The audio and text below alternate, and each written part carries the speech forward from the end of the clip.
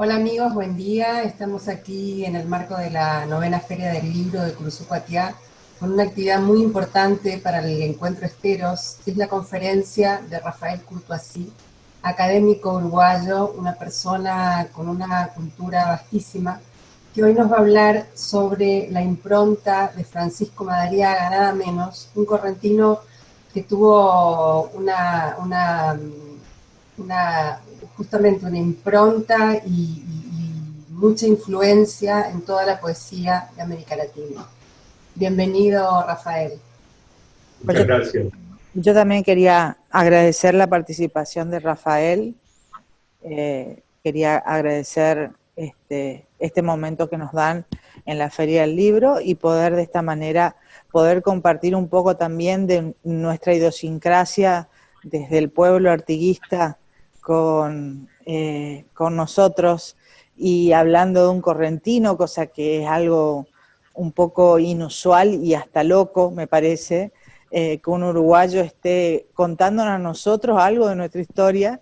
Así que me parece algo increíble y maravilloso. Y bueno, te quería dar la bienvenida acá a la sucursal del cielo, así le decimos nosotros a Curuzú-Patiá. Se abrió esta ventanita en el cielo virtual para que podamos estar compartiendo esto en esta feria, así que te doy la bienvenida y muchísimas gracias por estar presentes hoy en la Feria del Libro. Muchísimas gracias, Virginia. Muchísimas gracias, Carolina. Es un gusto estar en Curuzú-Patiá. Uno siente que esta virtualidad aleja, pero en realidad nos está acercando y es muy mágico poder hablar un día como hoy en la feria, la novena feria de Curuzú-Patiá, con ese nombre que es una, digamos, tiene que ver con una toponimia indígena y tiene que ver con por lo que sé, con un cruce, con una cruz, con un cruce, y ahí dicen que se encontraban los nómades charrúas con los guaraníes y se disputaban ciertas cosas, lo que siempre ocurre entre hermanos. Y es verdad, yo desde aquí, desde la banda oriental, que así se llamó desde los tiempos que todavía no éramos repúblicas, siento que bueno, hay un territorio americano que es uno solo y la poesía se da en América Latina como signo de identidad en una construcción que abarca lo que hoy son muchos países, pero que en definitiva son identidades del territorio abiertas al mundo. Francisco Madariaga me parece que en ese sentido es realmente una clave para este encuentro, porque sí, es correntino, nació en Concepción, en lo que ahora sería como una ciudad, pero en realidad él nace en 1927 en el campo, nace con una conexión con la tierra, una conexión telúrica que no lo va a abandonar nunca, hasta su muerte en Buenos Aires en el año 2000. 1927 viene al mundo entonces en Concepción, en Corrientes. Concepción está un poquito más al norte, si uno toma Curuzú-Patiá, Concepción es un poquito al norte, pero en términos de territorios muy cercanos. Y este paisaje que ustedes de pronto están disfrutando y viendo en Curuzú-Patiá tiene que ver con paisajes que Francisco Madariaga buscó en el mundo.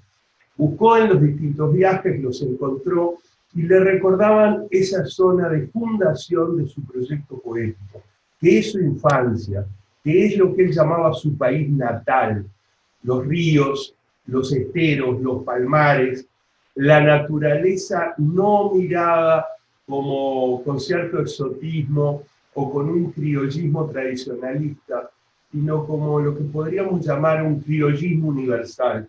Madariaga es un poeta del mundo.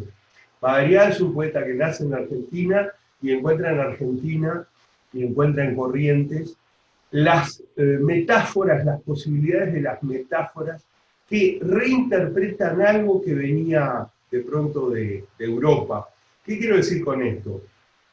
La poesía argentina es riquísima y se divide en muchísimas posibilidades y grupos, pero hay básicamente una corriente que tiene que ver con lo urbano portuario, la corriente inmigratoria que desciende de los barcos y arma una poesía de la inmigración, de donde surge el tango, de donde surge de pronto la milonga, y hay otra poesía que es de tierra adentro, y es de tierra adentro no por el folclorismo y el puro cultivo de la tradición, sino que es una tradición viva que se traduce hacia el presente y que absorbe movimientos universales como puede ser el del surrealismo.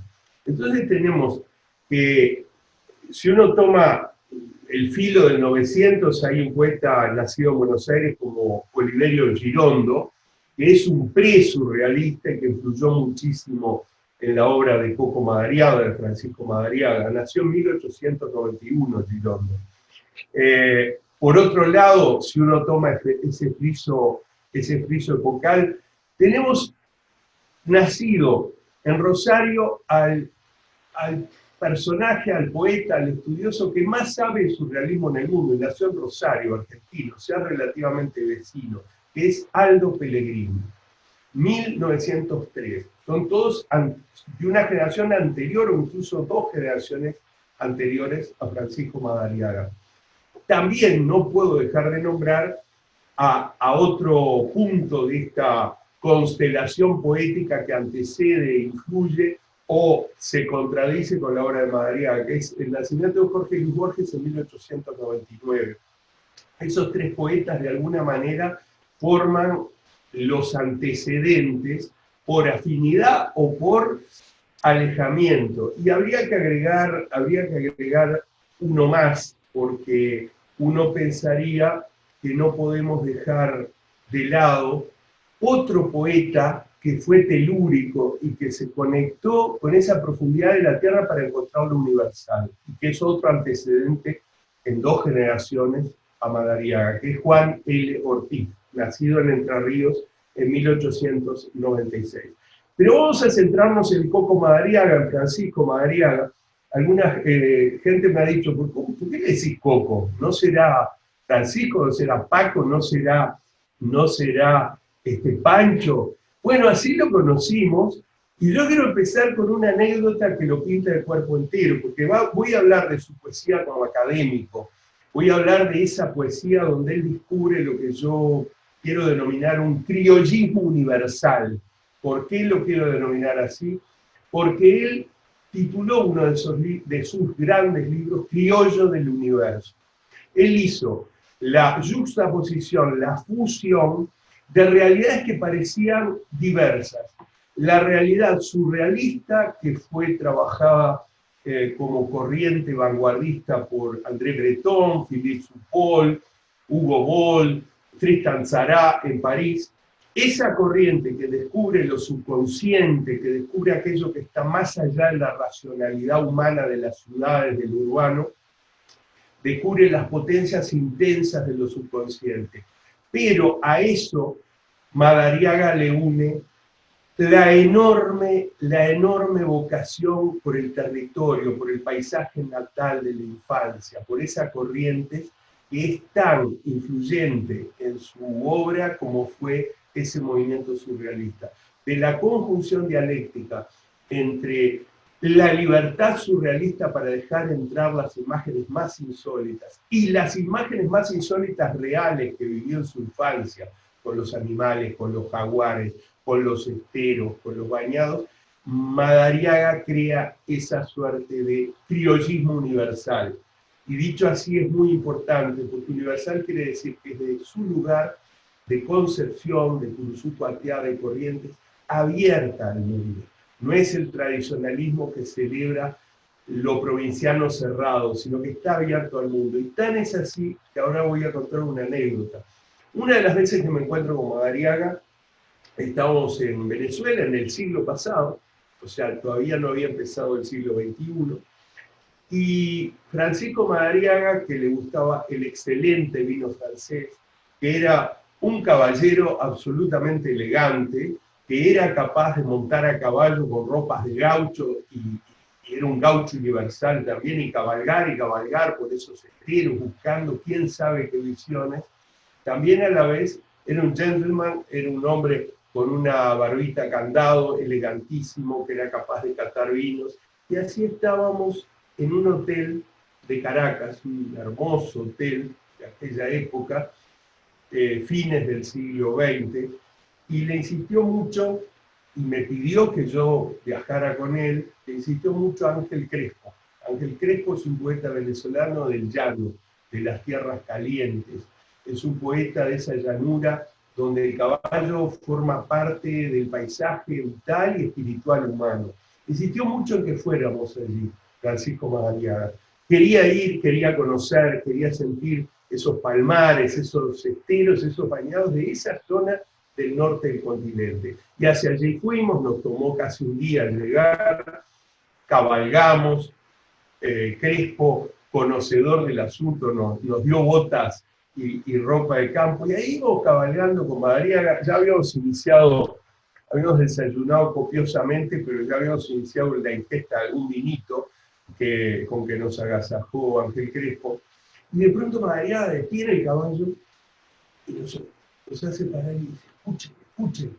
Y Crespo paró su caballo, yo el mío, yo iba como una bolsa de papas uruguayas dentro del caballo, Madariaga elegantísimo.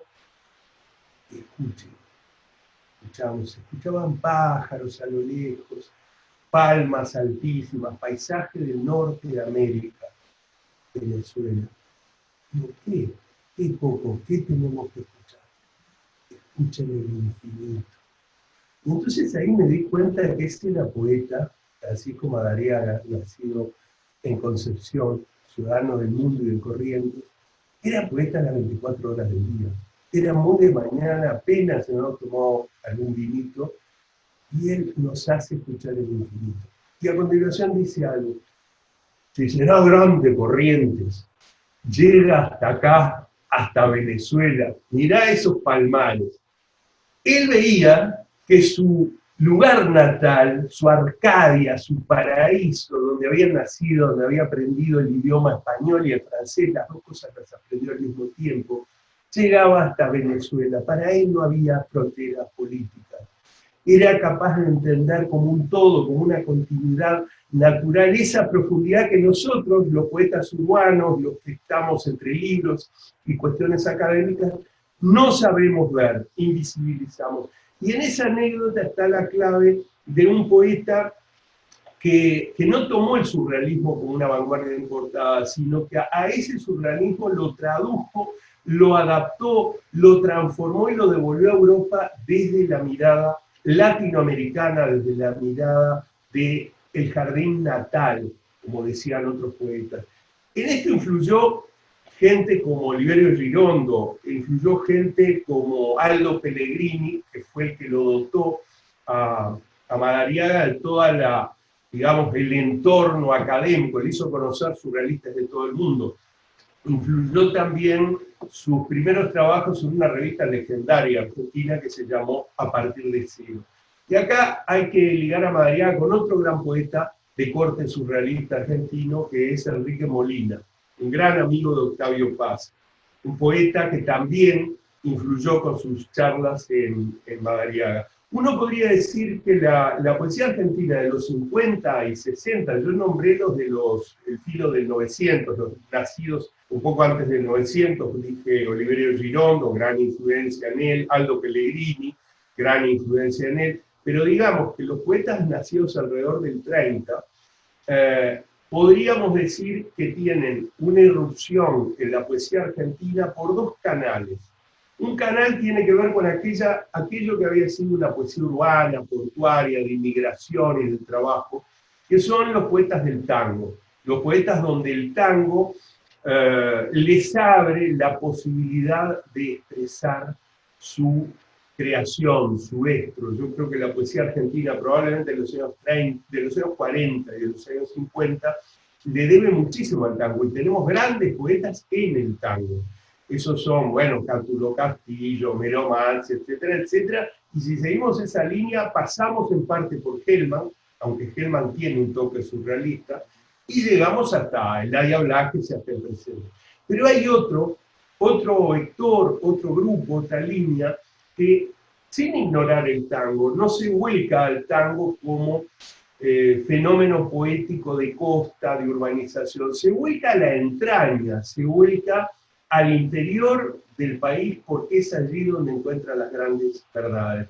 En esa línea, yo creo que Madariaga ofrece este surrealismo criollo, este criollismo universal, que nos va descubriendo además su manera de ver el mundo. No es que se confine en su concepción natal y en su corriente natal. Él todo el mundo lo ve bajo la égida de esa corriente natal y toda su cultura francesa, todo su conocimiento de los grandes poetas surrealistas, pasa por un tamiz del estero, del bañado, de las aves, de la fauna local, de las palmeras y de los vegetales de la flora local.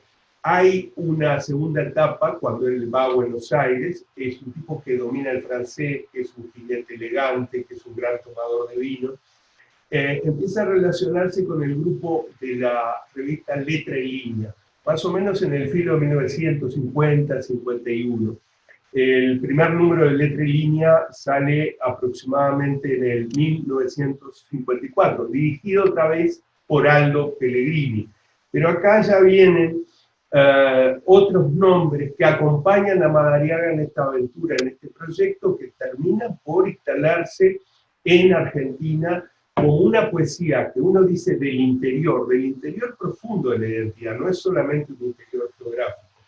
En ese grupo de Letra y Línea, en torno al año 54, está otra vez Oliverio Girondo, con un gran capitoste, como una referencia, Nora Lange, Edgar Bailey, Olga Orozco. Olga Orozco tal vez esté entre medio de los dos grupos, el grupo que venía como una poesía del tango, relacionado con lo que puede hacer un Hellman, y este grupo del surrealismo y criollismo universal, aunque Olga Orozco nunca fue una criollista. Olga Orozco es un surrealismo metafísico, quintesenciado, pero tenía mucho que hacer en este grupo. Las dos grandes figuras que traducen y devuelven a Francia el surrealismo de otro modo son Francisco Madariaga, con ese criollismo universal, con ese surrealismo donde el inconsciente está a flor de piel en cada uno de los paisajes de sus corrientes natal, y Olga Orozco, que tiene una inflexión más hacia la oscuridad, más hacia la mirada esotérica, que tiene un ecumenismo y una apropiación de la cultura universal, de pronto a través de la magia, del tarot, de los arquetipos junguianos. Los dos son fundamentales para entender este tiempo. En ese grupo también está Gómez de la Serna, el pintor Sul Solar. Fíjense que Sul Solar es el pintor que le hace, entre otras cosas, la carta natal a Ernesto Sábato. Y cuento la anécdota porque estuvo en una relación muy directa con Madariaga, y una vez Sábato me cuenta que le pidió a Sul Solar, que además era un pintor excelente, surrealista argentino, que hiciera las cartas natales de sus hijos. Y 30, 40 años después de hechas esas cartas, tomando un whisky me dice Sábato que Sul Solar era un genio, que las cartas natales y las predicciones se cumplieron. En este grupo que hay desde astrólogos, pintores, estaba también otro nombre que no es, hoy mencioné a Enrique Molina, mencioné a Pellegrini, otro nombre que es absolutamente ligado a esta región del surrealismo vernáculo, un surrealismo auténticamente americano, que es Rodolfo Alonso. Rodolfo Alonso, que en términos de edad más o menos es de la generación de Madariaga, Madariaga es del 27, Rodolfo Alonso nació en 1930, Rodolfo Alonso es de Buenos Aires, pero Rodolfo Alonso trabaja así el surrealismo, pero sobre todo se dedica a la traducción. A la traducción de franceses, a la traducción de Pessoa, del portugués, a la traducción de poetas brasileños. Hay un denominador común entre Rodolfo Alonso y Francisco Madariaga. Los dos atendieron esa posibilidad surrealista haciendo la traducción latinoamericana de un poeta que era un vidente, que era un visionario, que lo hicieron propio, Arthur Rimbaud. La mirada de Alonso y de Madariaga se apropió de Rimbaud para expresar un Rimbaud salvaje, como eran salvajes esas tierras de la infancia de Madariaga. La obra de Madariaga es vasta. Yo conté este encuentro en Venezuela, donde él veía que Corrientes, que su lugar natal, llegaba hasta Venezuela, llegaba hasta el llano venezolano, donde sería grande Argentina, pero tiene una serie de libros que van apareciendo con cierto ritmo que no es deprisa, no es de proliferación enorme, pero tampoco es una pequeña obra. También es una obra que va variando. Si uno toma la obra de Juan L., cuando encuentra el modo de decir su tiempo, su espacio a través del heraclitiano río del Paraná, podemos decir que Juan L. escribe un mismo libro siempre. Pero Madariaga no. 30 años después, en 1927, nace Madariaga, él va armando una serie de libros que van agregando visiones cada vez más atrevidas, más insólitas. El pequeño Patíbulo es el primer libro de Francisco Madariaga, de 1954. Las jaulas del sol, un libro que recomiendo porque es un libro poderoso, es un libro extraordinario. Habría que hacer una lectura comparada de la oscuridad que ilumina el Olga Orozco y del sol espléndido, del sol matinal de los campos que trabaja Madariaga en las jaulas del sol. El delito natal, de 1963, Los terrores de la suerte, de 1967, El asaltante veraniego, de 1968, Tembladerales de oro. Este libro yo lo tengo en su primera edición, de 1973. En 1980 hay un quiebre, y entonces hay otra liberación dentro de esa enorme libertad que le dio a Madariaga el surrealismo y su criollismo natal. Se llama el libro, y lo recomiendo como libro inicial, si quieren entrar a Madariaga y no conocen lo primero. Un libro para entrar en la vida, en la obra de Madariaga, es Llegada de un jaguar a la tranquera. Alguien le dijo una vez a Madariaga que era un título demasiado largo, que por qué no le había puesto jaguar. Y Madariaga le explicó que no, que él lo había visto, que era una visión, y la visión debía estar no en la ilustración de la carátula, debía estar en el sintagma, en la oración, llegada de un jaguar a la tranquera. Y en esa reunión que tuvimos en Buenos Aires, alguien le preguntó, ¿pero usted soñó que llegó un jaguar a la tranquera? No, mijo, yo lo vi, yo lo he visto muchas veces. Una de esas veces escribí el poema, pero el jaguar llegaba a la tranquera. Y en ese llegada de un jaguar a la tranquera hay dos elementos en el título. La propia tranquera, la delimitación, la colonización rural, la explotación del campo como un medio de producción, y el jaguar como un símbolo de la libertad, como un rompimiento de esas barreras dentro de ese ruralismo universal que funda Francisco Coco Madariaga. Después de eso, ya más veterano, ya habíamos estado en algún momento, así como nos encontramos en Corrientes, nos encontramos en Venezuela, en los llanos, pero también nos encontramos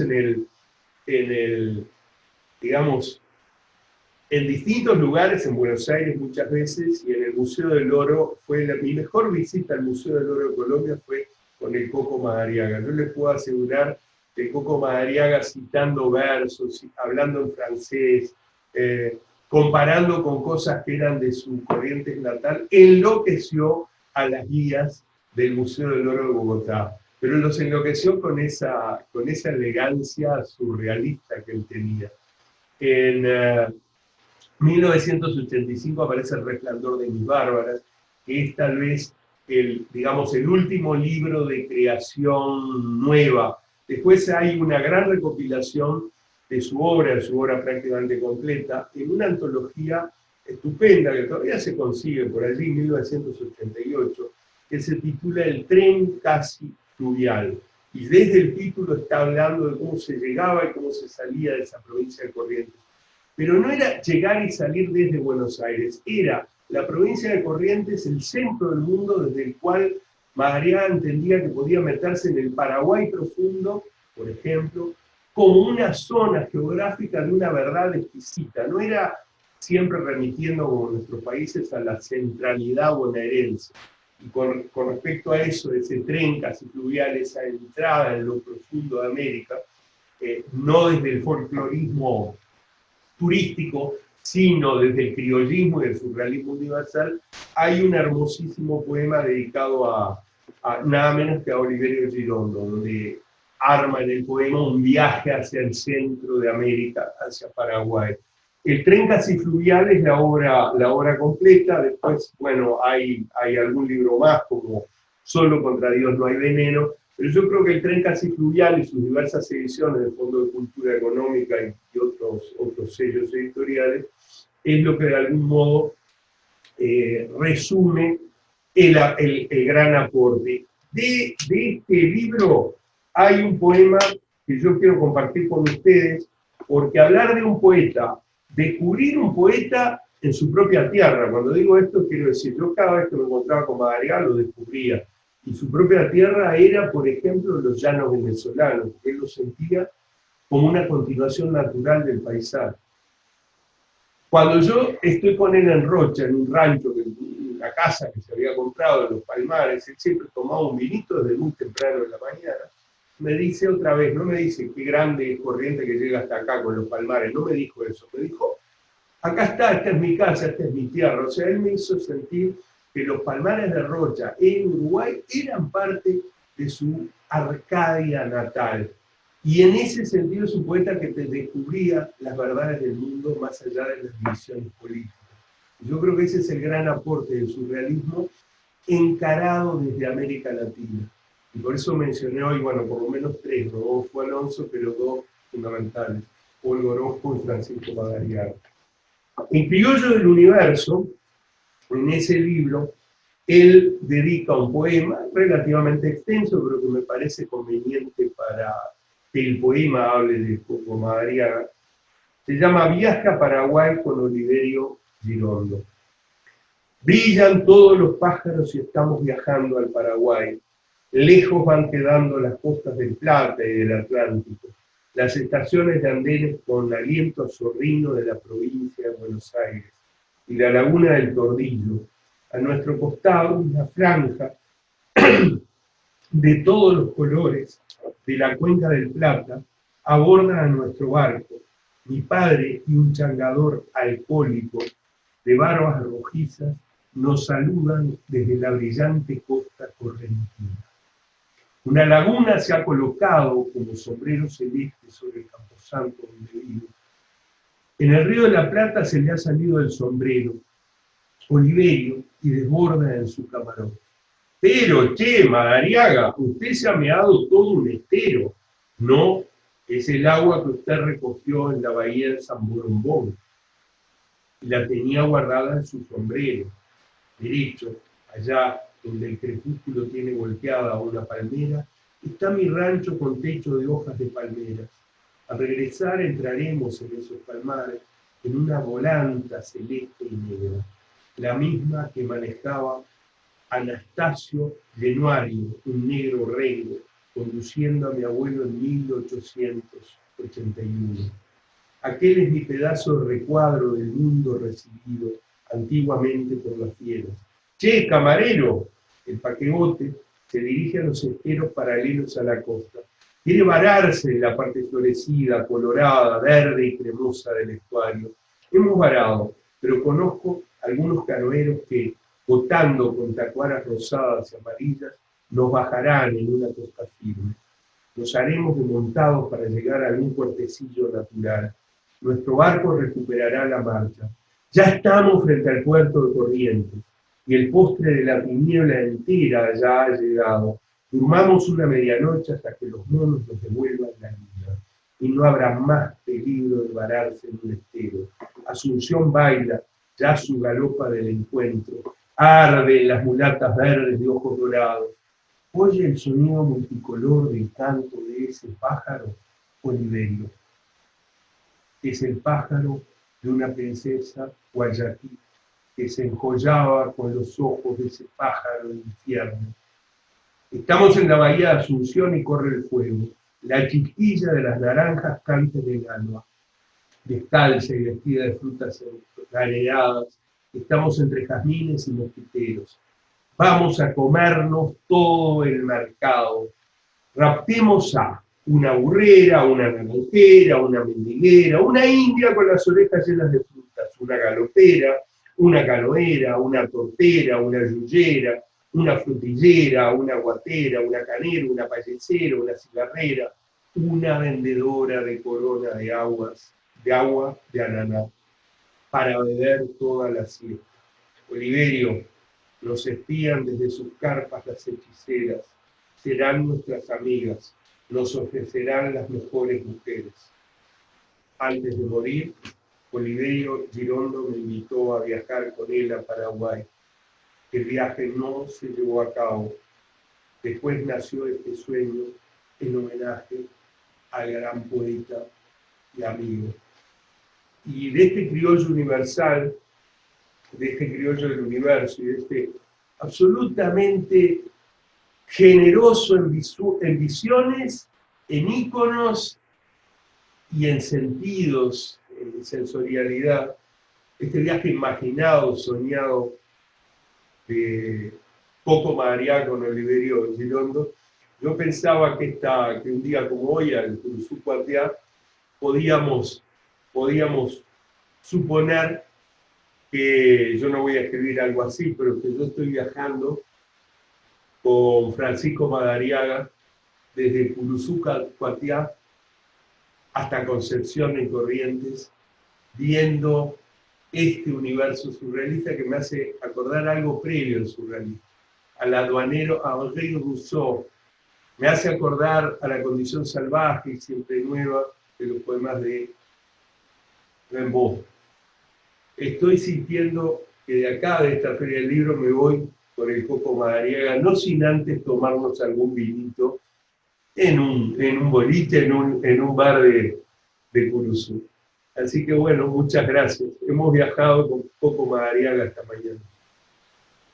Agradecemos muchísimo, Rafael, y para todos nosotros es un gusto haber aprendido tanto sobre este correntino nuestro del universo.